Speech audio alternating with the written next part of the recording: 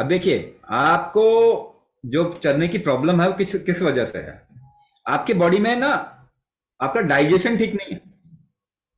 आपको चीजें बहुत अच्छे से पचती नहीं है, ब्लॉक रहता है। तो ऐसे लोगों में क्या क्या चीजें देखने को मिलती हैं। कभी कभी एसिड रिफ्लक्स होता है, ऊपर की ओर आएगा। कभी कभी वो पेन ऊपर भी जाएगा। कई लोगों में क्या होता है कि हील पेन आता है, एडी में बड़ा टिपिकल पेन आएगा। स्टिफनेस आएगी जॉइंट्स में, चलने में रुकावट आएगी, रोकेगा। आपका नेचर क्या है? श्लेष्म नेचर है, यानी कफ नेचर है। और अभी उसमें वात दोष आ गया, यानी कफ को आगे नहीं बढ़ने देगा। वात उल्टा करेगा, उसको सीधे डायरेक्शन में ले जाने की बजाय उल्टा करेगा। इसे कहते हैं विपरीत ऊर्ध्वगत वात। ऐसे लोगों को धीरे धीरे करके लंबे समय में अगर देखेंगे, एक तो कॉन्स्टिपेशन का प्रॉब्लम हमेशा रहता है, कॉन्स्टिपेटेड रहेगा। नहीं होता मेरे को। कॉन्स्टिपेशन अगर आपको नहीं भी है तो आपको देखने से पता चल रहा है कि आपके अंदर जो श्लेष्म है वो ठीक से आगे नहीं जा पा रहा। आपके बॉडी का ट्रांसपोर्टेशन फैक्टर बहुत वीक है। तो इसीलिए जॉइंट जो है ना, वो एक और बात बताऊं। ऊर्ध्वगत जैसे कहते हैं हम, ऊर्ध्वगत यानी वायु को इस तरीके से जाना चाहिए, ऊपर से नीचे की ओर, ये उल्टा हो जाएगा। तो इसमें क्या प्रॉब्लम आएगी मैं आपको बताता हूं। स्ट्रक्चर जो होगा टेढ़ा मेढ़ा होगा। आपके बॉडी में जो स्केलेटल स्ट्रक्चर है वो टेढ़ा मेढ़ा होना शुरू हो जाएगा। वो टेढ़ा मेढ़ा होना शुरू हो जाएगा तो फिर आप आगे एक प्रॉब्लम सोच सकते हो क्या क्या आ सकता है। पहली बात तो आप जॉइंट को मोड़ के नहीं रख पाएंगे, ये तो बहुत मुश्किल हो जाएगा आपके लिए। एक तो ये बात आ गई। तो कई केसेस में जो मैं बता रहा हूं कि हर एक को जो मैं बोल रहा हूं वो सारी प्रॉब्लम नहीं आएगी, मगर ऐसे नेचर वालों को ये प्रॉब्लम आती है, वो मैं बताने की कोशिश कर रहा हूं। सर मेरे को पहले टीएमजे प्रॉब्लम आई है। टीएमजे ये जो अलाइनमेंट टेढ़ा हो गया था। हाँ, तो ये हर एक को नहीं आती। अभी ये चीज कहां पे भी आएगी, ये चीज और किस खास करके कफ प्रधान लोगों को आएगी, शोल्डर पे आएगी। शोल्डर का अलाइनमेंट बिगड़ेगा। इसे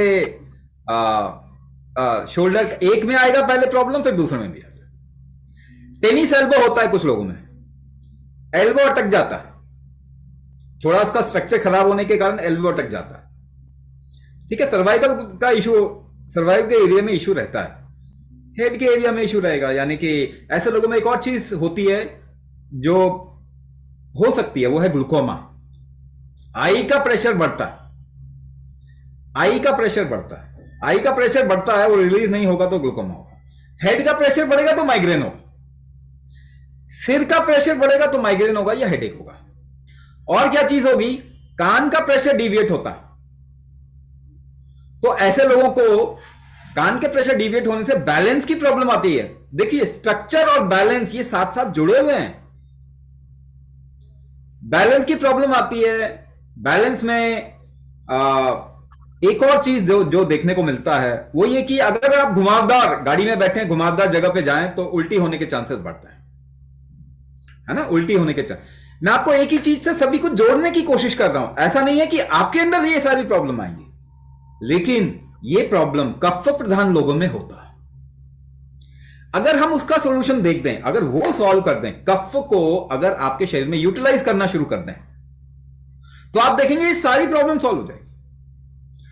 मगर हमारे को स्ट्रक्चर को भी अलाइन करना पड़ेगा, साथ साथ में हमारे को बॉडी के अंदर एब्जॉर्प्शन फैक्टर, मेटाबॉलिज्म भी बढ़ाना पड़ेगा। हमारे बॉडी के अंदर हमारे को प्रेशर ग्रेडियंट जो है उसको भी करेक्ट करना पड़ेगा।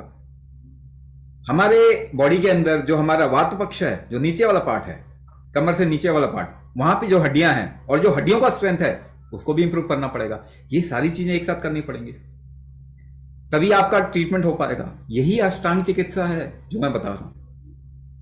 वहां पे कोर इशू, पहला पार्ट मैंने क्या किया, आपका नेचर बताया कि आप कफ प्रधानता है, तो ये प्रॉब्लम हो सकती है एक बॉडी में। उनमें से कुछ प्रॉब्लम आपको हैं। सॉल्यूशन कहां से आता है, कोर इशू, उसको एड्रेस करेंगे और बाकी प्रॉब्लम को एक प्रॉपर होलिस्टिक अप्रोच के जरिए एड्रेस करेंगे। तो अष्टांग चिकित्सा में 3 चीजें आपको सिखाएंगे बेसिकली। अंग न्यास कहते हैं इसको, जॉइंट को स्ट्रेंथ देना, साथ में मेटाबॉलिज्म को इंप्रूव करना, अंग न्यास। मर्म विन्यास, अगर उसमें मूवमेंट नहीं है, स्ट्रेंथ कम है, तो उसको स्ट्रेंथ करना और अलाइन करना बॉडी को। तीसरा कुंभक थेरेपी। कुंभक थेरेपी में इन तीनों को मिला के अगर हम देखें तो ऐसी कोई चीज नहीं है आपके शरीर में जिसको हम एड्रेस नहीं करेंगे, वो ट्रीटमेंट कहलाया जाएगा। अब आप इंडिविजुअल बोल दो कि भाई मैं बैठ नहीं सकती, ये कोई डायग्नोसिस नहीं है। ये तो आप बता रहे हैं कि मेरे साथ प्रॉब्लम क्या है, मेरे को जी मेरी दिनचर्या में मुझे क्या प्रॉब्लम आती है, आप ये बता रहे हैं। लेकिन ये असल में प्रॉब्लम नहीं है। प्रॉब्लम मैंने बताया आपकी कफ प्रधानता, जिसको आपका बॉडी हैंडल नहीं कर पा रहा, वो प्रॉब्लम है। उसको सॉल्व करेंगे, बाकी चीजों को एड्रेस करेंगे, तो आप देखेंगे कुछ ही महीनों में आप बिल्कुल ट्रांसफॉर्म हो जाएंगे। आपका वेट कम हो जाएगा अपने आप ही, आपकी स्ट्रेंथ बढ़ जाएगी जॉइंट की, आप दिन भर एक्टिव रह सकोगे। अभी क्या फील होगा, थकावट, बहुत मतलब एक्टिविटी में जोर लगता है, ये सब होगा।